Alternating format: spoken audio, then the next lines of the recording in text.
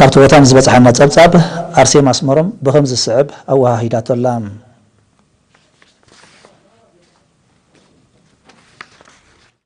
ኤርትራውያን ነበርቲ ቀጠር ዓመታዊ ዝካየድ ፌስቲቫል ኣብ ምዕቃብ ባህሎምን መንነቶምን ከምኡውን ኣብ ምውራስ ሃገራዊ ክብርታት ዝህልዎ ኣበርክቶ ልዑል ስለ ዝኾነ ካብ ዓመት ናብ ዓመት ብሰፍሒ ምድላዋት ከም ዘካየድዎ ብምኽንያት ምዝዛም ካብ 21 ክሳብ 22 ሕዳር ዝተቓንዐ 50 ዓመታዊ ፌስቲቫሎም ገሊፆም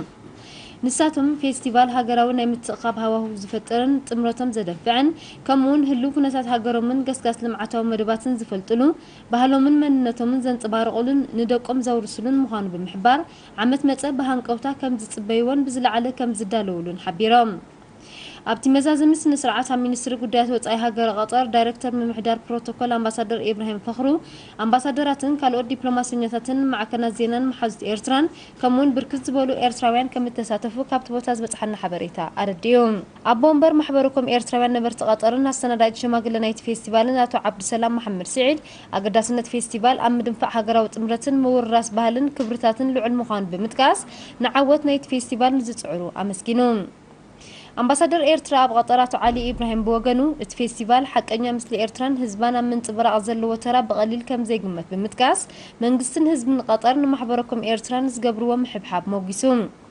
فيستيفال إيرترا وين نبرت قطر كاب إيرترا زخدت وجود لبهالي بزغربتهم موسيقى أو مدبات دميغ منبارو كاب تبوتاز بتحنا حبريتا عملكتون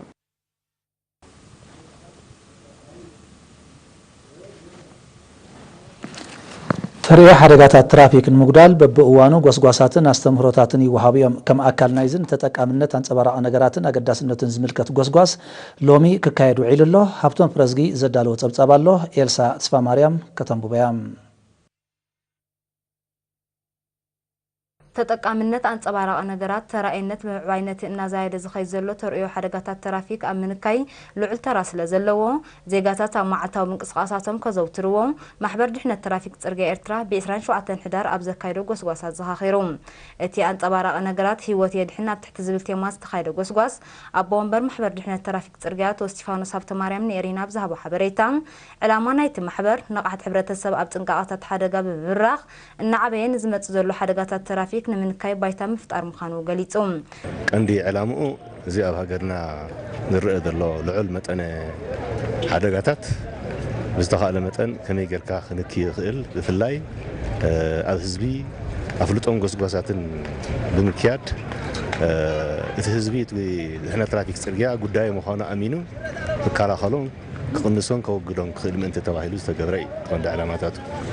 زي محبر احنا ترافيك صريا خابقندو نزع علامة زمركز بمقبر متن نقص بروجكتات ندالوه على حزبي قصقصات مكياد حزبي أفلتو عبيب زعبان هنا ترافيك سرقة مالتيو مسؤول ما بخمي جروح كلا خلي خل حدا حبريتاتن مكلا خلي زخونو أستمرتاتن نمهابي تقند علامة نزيعت تتكاملت عن صبراء نجارات ذات كورغوس قاسا ملكيتو دماتو ستيفانوس سوسان شعت الميتاويت كابتي اب عالم زقات ام حركات الترافيك بصلماتن تحت راينت اب زلو كنتاتن كم زخصت من حبار بزمن صر اقداسنت ناي زمدب عبي بمخانو حزبي ام معواتو بنقحت كستاتف تصويعهم قسانا صبراء قسي بزح حركات كم زقات ما بزهاجر تفليت الله امول عالم ترينا خاني ان صبراء تتقيمك من حركات كتقنس كم تخل سوسان شعتن كميتي كم زقاتو محدقاتاتي بغزي سلام زقاتني مصنعته خمس تقبل مالتي سلازي نزي حدقاتات زي انصبارقه تطقيمك ببينم زي عينته انصبارقه تطقيمك كتقنسو ወይ ድማ ከተወግድሎ ከም ዝከኣል ስለተኣምነሉ ነዚ ሕጂ ሎንች ንገብሮ ዘለና ፕሮጀክት እዚ ማሕበር ድሕነት ትራፊክ ጽርግያ ኤርትራ ሓደጋታት ትራፊክ ንምንካይ ጠንቂ ሓደጋታት ንዝኾኑ ከም ምጥቃም ሞባይል ኣብ እዋን ምምራሕ መኪና መቐነት ዘይምዕጣቕ መስተሰቲኻ ተሽከርካሪት ምምራሕ መሰጋገሪ ኣጋር ብግቡእ ዘይምጥቃምን ኣንጸባራቂ ነገራት ዘይምጥቃምን ዝብሉን ካልኦትን ፕሮጀክትታት ሰሪዑ ተጠቀምቲ ጽርግያ ኣፍልጦም ንምዕባይ ቀጻሊ ጎስጓሳት ኣብ ምክያድ ከም ዝርከብ ኣቶ ስቲፋኖስ ወሲኹ ኣብርሂም ኣብ መወዳእታ ኣቶ ስቲፋኖስ ንተጠቃምነት ኣንጸባራቂ ነገራት ዝጉስጉስ መደብ ዝርግሕኡ ኣብ መላእ ሃገር ኮይኑ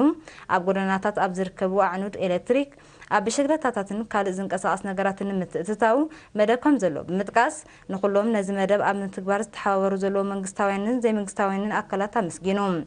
እቲ ናይ ጎስጓስ መደብ ተማሃሮ ብዘካይድዎ ሓፂር ናይ ሰልፊ ጉዕዞ ተሰኒዩ ነይሩ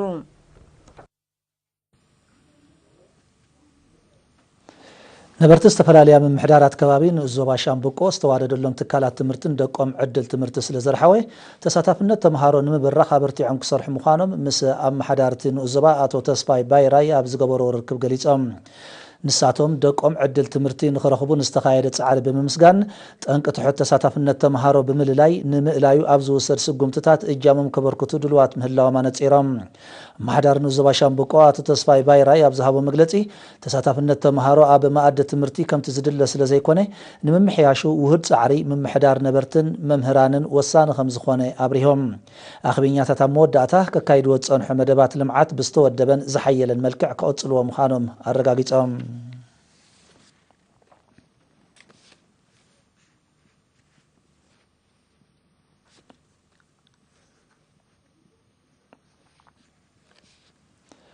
ሚኒስትሪ ጥዕና ምስ መሻርክቱ ብምትሕብባር ዝገብሮ ዘሎ ጎስጓሳት ንቕሓት ሕብረተሰብ ኣብ HIV ኤድስ ብምዕባይ ተርእዮ ተመሓላለፍቲ ሕማማት ብሓፈሻ እቲ ቀዛፊ ሕማም ድማ ብፍላይ ናብ ዝተሓተ ደረጃኡ ንምውራድ ዓብ ተራ ከም ዝፃወት ኣባላት ኤሪቴል ብ23 ሕዳር ናብ ዝተዋህቦም ንኤድስ ዝምልከት ኣስተምህሮ ገሊፆም ንሳቶም ኔሪና ብዝሃብዎ ሓበሬታ በቶም ምስቲ ቫይረስ ዝነብሩ ዜጋታት ዝወሃብ ቀጻል ጎስጓሳት ተኣማንን ኣድማዕን ምዃኑ ብምጥቃስ ንቕሓት ሕብረተሰብ እንተዳ ዓብዩ ብኡ መጠን ጥንቃቐ ስለ ዝግበር ቀጻልነት ክህልዎ ተላብዮም ዝካየድ ጎስጓሳት ኣካል ናይቲ ጥዕና ዜጋታት ንምውሓስ ዝካየድ ዘሎ ጻዕሪ ምዃኑ ዝሓበሩ ኣቶ መሓረ ተወልደ መድህንን ወይዘሮ ምዕራፍ ዘወልድን መንእስያት ንዝወሃቦም ምኽርን ሓበሬታን ብግቡእ ተረዲኦም ውሑስ ጉዕዞ ህይወት ክኽተሉ ብምዝኽኻር እንድሕነት ህዝቦም ቀዳምነት ሰሪዖም ጎስጓስ ንዘካይዱ ዘለው ኣብነታውያን ዜጋታት ኣመስጊኖም ንኤችአይቪ ኤድስ ከም ካልኦት ሕማማት ናብ ትሕቲ ዜሮ ንምውራዱ ኩልና ሓላፍነት ንሰከም ዝበሉ መንእሰያት ዮራን መሓርን ኣስማይት ተስፋይን እቲ ጎስጓስ ብፍላይ ንመንእሰያት ረዚን መልእኽቲ ስለ ዝመሓላለፍ ድሕሪ ኣስተምህሮ ተራይ ኣብ ምጥፋእ እዚ ሕማም እንታይ እዩ ዝብል ሕቶ ኣልዒልካ ምስ ነብዝኻ ብምዝታይ ክትምልስ ዝድርኽ ከም ዝኾነ ሓቢሮም ነታ ኣስተምህሮ ዝሃበ ኣባል ማሕበር ብድሆ ኣቶ ኢዮብ ፍስሓጽዮን ብውሕዱ ኣብ መዓልቲ ሓደ ሰብ ብዛዕባ እዚ ሕማም ክፈልጥ ኣለዎ ዝብል ዕላማ ሒዞም ኣብ ሚኒስትርታት ኣብያተ ትምህርትን ትካላት መንግስትን ብምንቅስቓስ ከም ዝጉስግሱ ብምጥቃስ መንእሰያት ካብ ዝቐዛፊ ሕማም ክጥንቀቖም ይዒዶም ሳላ ዝካየድ ዘሎ ሓያል ጻዕሪ ቁፅሪ ምስ ኤችአይቪ ዝነብሩ ዜጋታት ከም ዘንቆልቆለ ዝሓበረ ኣቶ ኢዮብ ኤችአይቪ ኤድስ ካብ ሃገርና ሙሉእ ብሙሉእ ክጠፍእ ምእንቲ ምስቲ ቫይረስ እናነበሩ ተሓቢኦም ዝኸዱ ሰባት ብውልቂ ይኹን ብጉጅለ ክምህሩ